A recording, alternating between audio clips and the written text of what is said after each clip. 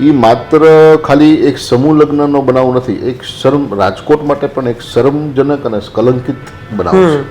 બહુ જ ઘટના જીવન પર્યંત ન ભૂલાય એવી ઘટના છે. કઈ સમૂહ લગ્ન છે એમાં એનો સમાવેશ અમે કરી શકીએ એમ છીએ અને કરિયાવર સાથેની જવાબદારી પણ એની સ્વીકારી. મા બાપે પણ ચકાસવું જોઈએ કે આ જે સંસ્થામાં અમે સમૂહ લગ્ન કરવા જઈ રહ્યા છીએ એની ક્રેડિબિલિટી શું છે. મા બાપ પાસે કમસે કમ 50,000 રૂપિયા પણ લગ્ન કરવા માટે હોતા નથી.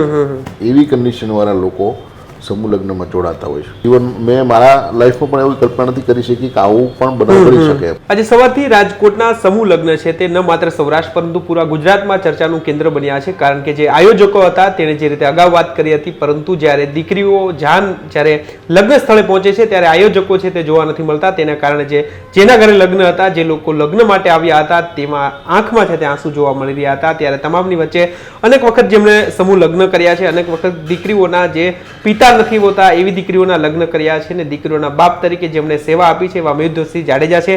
તેમણે જે આ દીકરીઓના જે અધૂરા લગ્ન થયા છે તેને પૂરા કરવા માટે પણ તેઓ આગળ આવ્યા છે. ત્યારે આપણી સાથે ઉદ્યોગપતિ મયુરસિંહ જાડેજા જોડાયા છે. ખૂબ ખૂબ સ્વાગત છે આપનું વાત ગુજરાતીમાં. નમસ્કાર. મયુરસિંહ, શું કહેશો જે રીતે આ ઘટના બની છે? એક તો શરમજનક ઘટના કહી શકાય, કારણ કે સમૂહ લગ્નમાં એવા લોકો આવતા હોય છે જે પહોંચી નથી શકતા, મોટાભાગે એવા લોકો આવતા હોય છે. પરંતુ તમે અનેક વખત સમૂહ લગ્ન કર્યા છે, આપના ખુદના લગ્ન પણ સમૂહ લગ્નમાં થયા છે અને તમે અત્યારે જે દીકરીઓના લગ્ન અધૂરા રહ્યા છે તેને પૂરા કરવા માટે વાત કરી છે, શું કહેશો? સૌ પ્રથમ તો કોઈ પણ દીકરી ચાહે સમૂહ લગ્નમાં હોય કે સમૂહ લગ્નમાં ના હોય, એની માટે લગ્ન એટલે એના જીવનનો સૌથી ઇમ્પોર્ટન્ટ ટર્નિંગ પોઈન્ટ કહેવાય. એટલો ઇમ્પોર્ટન્ટ દિવસ હોય છે એના મા બાપ માટે પણ, એના પરિવાર માટે પણ અને ખાસ કરીને દીકરી માટે પણ અને દીકરા માટે પણ. બિલકુલ બિલકુલ. અને આજે જે બનાવ બન્યો રાજકોટમાં, એ માત્ર ખાલી એક સમૂહ લગ્નનો બનાવ નથી, એક રાજકોટ માટે પણ એક શરમજનક અને કલંકિત બનાવ છે. અને ખાસ કરીને જ્યારે કોઈ પણ દીકરા દીકરીઓ આટલા મહિનાઓથી એ લોકોએ રજીસ્ટ્રેશન કરાવ્યું હોય છે, એમના પોતાના લાઈફના પ્લાનિંગ કર્યા હોય છે, એમને પોતાની ખરીદી જ્યારે કરેલી હોય છે, અપેક્ષાઓ લઈને જ્યારે એ સ્થળ ઉપર આવે છે અને ત્યારે એમની માટે જો આવો દિવસ જોવો પડે, જે આપણે પણ ઇવન હું આટલા વર્ષોથી સમૂહ લગ્ન કરાવું છું, મેં મારા લાઈફમાં પણ એવી કલ્પના નથી કરી શકી કે આવું પણ બનાવ બની શકે. તો એ લોકો તો કોઈ દી કલ્પના ના કરી હોય. તો આજે એક સાંભળીને ખૂબ જ સવારના પોરમાં પહેલા ન્યૂઝ સાંભળીને ખૂબ જ દુઃખ થયું. અને હું એવું માનું છું કે કોઈ પણ દીકરી આજે એની માટે કરિયાવર પણ એટલો ઇમ્પોર્ટન્ટ હોય છે. બિલકુલ. કે આજે કોઈ પણ એને રજીસ્ટ્રેશન કરાવ્યું હોય તો એને એમ હોય કે ભાઈ મેં અમારું આ ઘર લીધું, એની સાથે અમને આ કરિયાવર મળવાનો છે. ત્યારે કરિયાવર પણ ના જોવે, મંડપ પણ ના જોવે અને કોઈ જાતનું એને કંઈ વ્યવસ્થા જ ના હોય, તો એની માટે એક મોટો નાઇટમેર છે. બિલકુલ. તમે જે મયુરસિંહ વાત કરી છે, જે દીકરીઓના લગ્ન અધૂરા રહ્યા છે એના માટે તૈયારી દર્શાવી છે, એ શું છે? જ્યારે આ બનાવ વિશે મેં સાંભળ્યું, અમારી પ્રણાલી છે, દર વર્ષે અમે 101 દીકરીઓના સર્વજ્ઞાતિ સમૂહ લગ્ન અમારી સંસ્થા કરે છે. અને એ અમારી સંસ્થા જે છે એના સંસ્થાના સમૂહ લગ્નનું અમારું આયોજન ઓક્ટોબર મહિનામાં છે. એટલે ઓક્ટોબર મહિનામાં અમારા ઓલરેડી સમૂહ લગ્ન છે. એટલે જો કોઈ લગ્ન ઈચ્છુક લોકો આમાંથી છૂટી ગયા હોય અથવા તો એમ વેઇટ કરી શકતા હોય, તો એને અમે અમારા જે કંઈ સમૂહ લગ્ન છે એમાં એનો સમાવેશ અમે કરી શકીએ એમ છીએ અને કરિયાવર સાથેની જવાબદારી પણ એની સ્વીકારી શકીએ એમ છીએ.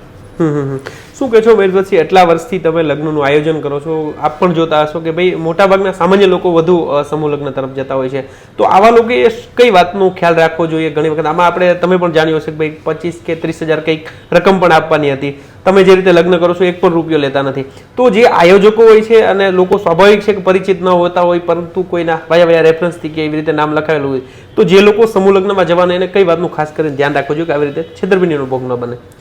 સૌપ્રથમ તો જેમ અમારા ક્રાઇટેરિયા છે કે કોઈ પણ દીકરી લગ્ન અમારામાં કરવું હોય તો એની 10,000થી ઉપર આવક ન હોવી જોઈએ, ઘરનું ઘર ન હોવું જોઈએ, ગવર્મેન્ટ નોકરી ન હોવી જોઈએ, ફોરવેલ ન હોવી જોઈએ, વિધર્મી સાથે લગ્ન ન હોવા જોઈએ, કે જેમ કે એની મા બાપની મરજી વિરુદ્ધ ન હોવા જોઈએ. એમ સમૂહ લગ્નમાં જ્યારે કપલ્સ રજીસ્ટ્રેશન એનું કરાવે છે અને એના મા બાપે પણ ચકાસવું જોઈએ કે કે આ જે સંસ્થામાં અમે સમૂહ લગ્ન કરવા જઈ રહ્યા છીએ એની ક્રેડિબિલિટી શું છે, એની લીગસી શું છે, કેટલા વર્ષોથી એનો અનુભવ છે, એની સાથે જોડાયેલા આયોજકોની શું ક્રેડિટ છે માર્કેટમાં, કે લેભાગુ તત્વો જે છે બિલકુલ એની માટે. અને બીજું આ એક એવી જે લગ્નમાં જઈ રહ્યા હતા એક એવી જગ્યા જેમાં એ લોકોએ નોન રિફંડેબલ ડિપોઝિટ આપેલી હતી. આજે એક રકમ તમે ઇન્વેસ્ટ કરો છો કોઈ પણ વસ્તુમાં તો તમારે જાણવું બહુ ફરજ છે કે એ સંસ્થાની ક્રેડિટ શું છે. અને એક આ જે કિસ્સો છે એ લાલબત્તી સમાન છે એક દરેક કપલ માટે, કે હવે આજ પછી જે બી સંસ્થામાં આવું થાય તો આગળ જતા કોઈ બનાવ ન બને એનું ખાસ કપલે ધ્યાન રાખવું જોઈએ.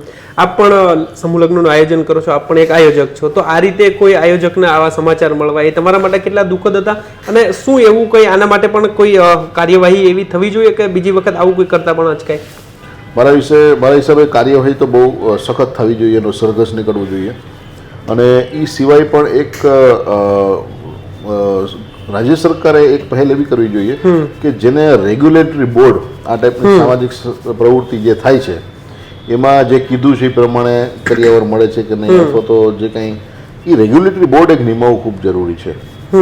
જો એ તમારી સંસ્થા એ રેગ્યુલેટરી બોર્ડમાં તમારે લિસ્ટેડ હોય તો જ તમે આયોજન કરી શકો, એવું મારા હિસાબે કંઈક સરકારે પહેલ કરવી જોઈએ. એવું લાગે છે મયુરદાસજી કે જે રીતે આ તો લગ્ન આજે જ હતા ને આજે જ આ બધું થયું છે, પરંતુ ઘણી વખત એવું પણ બનતું કે આ રીતે ડિપોઝિટ લઈ લેતા હોય, બાદમાં આયોજન જ ન કરતા હોય, એવું પણ બનતું હોય, આવું કહી શકાય એક વાત પરથી? હા, આજે એવો જ કિસ્સો બન્યો કે ડિપોઝિટ લીધી, ઇવન મને લાગે છે દાતા આધારિત પ્રોગ્રામ હશે તો દાતાઓ પાસેથી પણ ફંડ ઉઘરાવેલું હશે અને એને કર્યાવર પણ નહીં લીધો હોય. આજે હું તમને કહું આવી નાની રકમ માટે આટલું માણસ કરી શકતા હોય તો માણસની વિચારસરણી કેટલા નિમ્ન કક્ષાએ પહોંચી ગઈ છે એનું આ મોટું ઉદાહરણ છે. જે કોઈ આયોજકો 2-4 આયોજકો હતા એમાંથી તમાક અત્યારે સંપર્ક વિહોણા છે ને કોઈ એક એવું સ્ટેટસ રાખ્યું છે પોતે હોસ્પિટલમાં છે કે આ રીતે છે, તો કદાચ એવા લોકોને એવું હોય કે ભૂતકાળમાં પણ કદાચ આ રીતે પૈસામાંથી કમાણ હોય આયોજનના નામે અને બાદમાં આવું થયું હોય, અને આ વખતે કદાચ એવું કહી શકાય કે હવે કદાચ આ એક વાતના કારણે ભવિષ્યમાં પણ આ થતું અટકશે જે રીતે આખો મુદ્દો બહાર આવ્યો છે? હા, બિલકુલ અટકશે. મારા હિસાબે જે હિસાબે પ્રચાર પ્રસાર આ ઘટનાનો થયો છે હવે આગળ જતા દરેક વાલીઓ અથવા તો કપલ્સને એ વસ્તુની જાગૃતતા આવી ગઈ હોવી જોઈએ કે આપણે કઈ સંસ્થામાં લગ્ન કરવા જઈ રહ્યા છીએ, જેમાં ઓલરેડી અમે આટલા મહિનાઓ વેઇટ કરીએ છીએ અને છતાં આવું થાય છે, તો એ તો બહુ શરમજનક વાત છે.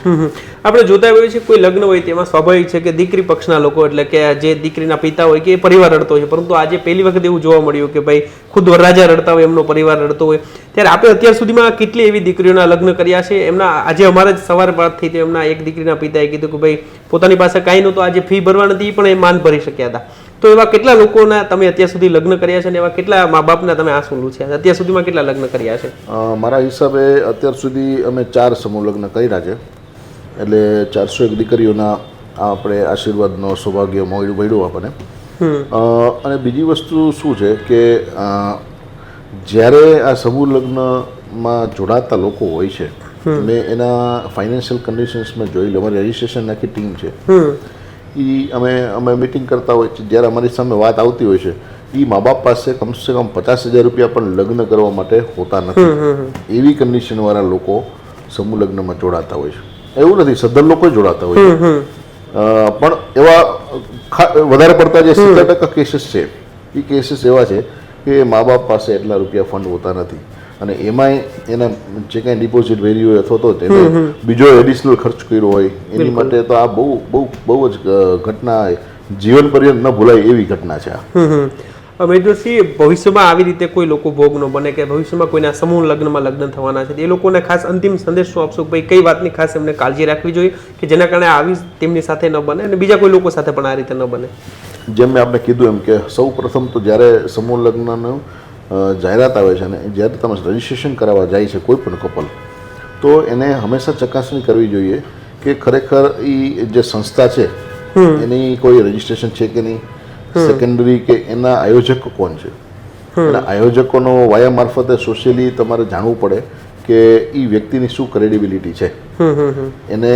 અને બીજું કે આ સતત એ સંસ્થાના સંપર્કમાં ઇવન જ્યારે પણ કાર્યક્રમ થવાનો હોય બિફોર 15 days અઠવાડિયું એના સંપર્કમાં રહીને એને તમામ વસ્તુ જાણી લેવી જોઈએ, અથવા તો જ્યારે લગ્ન થવાના છે એના આગલે દિવસે એમના કોઈ સગાવાલાને મોકલીને વ્યવસ્થા રૂપે શું ઘટે છે, શું નહીં, વ્યવસ્થા થઈ છે કે નહીં, એ પછી એક ચકાસણી કરવી જોઈએ, જેથી કરીને આપણી પાસે અહીંયા આવીને આપણને ખબર પડે એવું બનાવ ન બને.